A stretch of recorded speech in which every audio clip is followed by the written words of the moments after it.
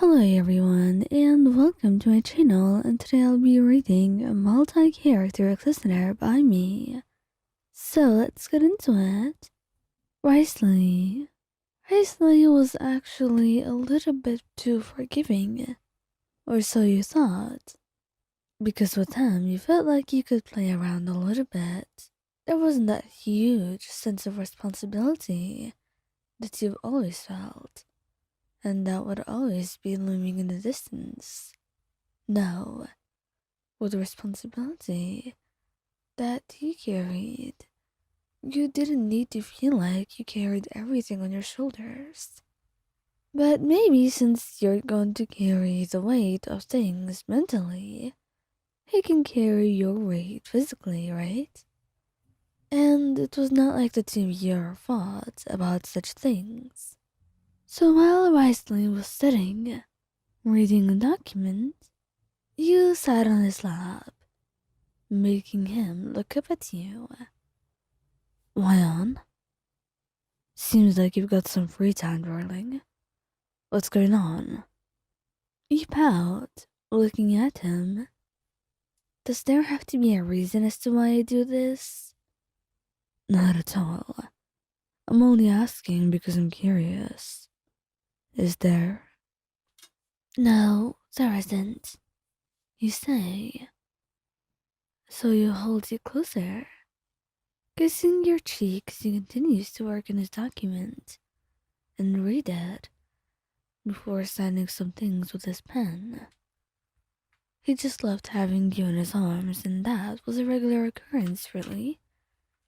But it was still weird that you were bold, and also because he was working on some paper. But he was perfectly fine with you staying in his arms if you wanted. That's why he kept kissing you sweetly. Maybe a part of him had wanted to prolong this contact and this love. After all, he cared for you greatly. Come on, just a little bit more. Surely it can't be that bad, he said, and you were utterly weak to him. Wriothesley was irresistible, and whenever he begged for something or asked for it, he knew that he was very well able to have his way, able to keep you here in his arms forever. And that's what you wanted. And although you were the one to go to him first and ask for him to allow you in his space, he had done so.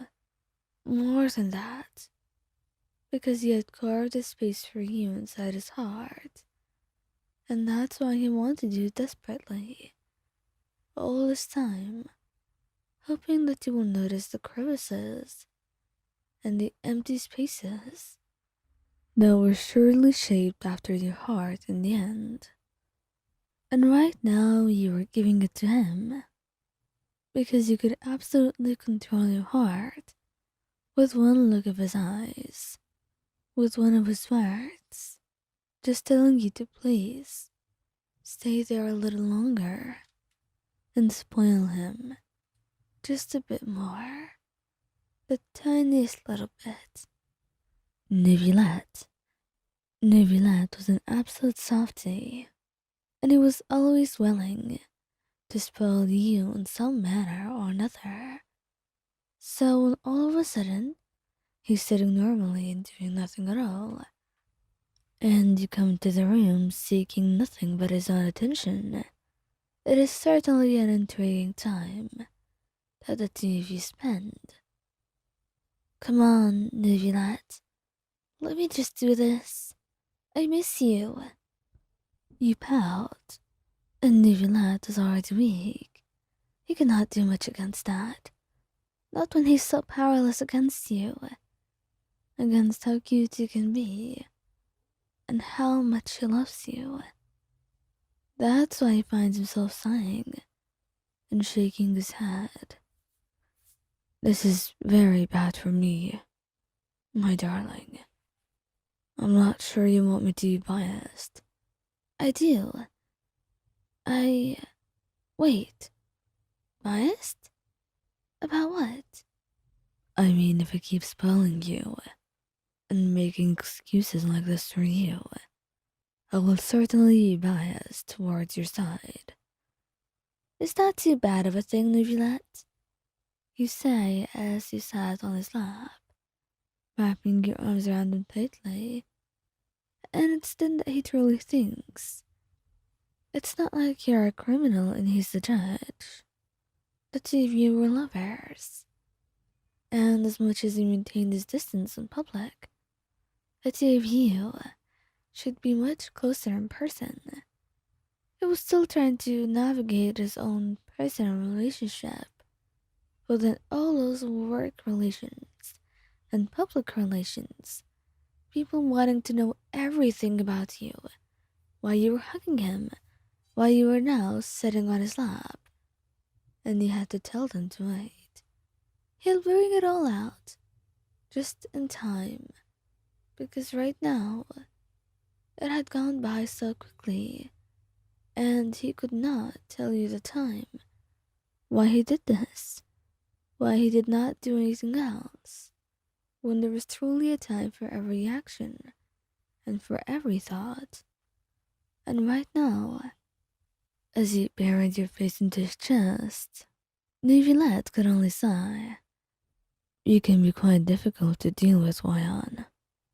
I know, but I think that's part of the charm. You say, and he chuckles lightly at that. It's not like you're wrong. No, not at all. It is part of the charm, loving someone so much, and for them to be comfortable with you like this, like how you were comfortable with him, and for him to be able to show you his love and tell you of all his restrictions. That alone, too, was a form of its own love. However, he's quite sure there's so much more to come for the two of you, so he knows it's not over now. In fact, the two of you might have been just getting started.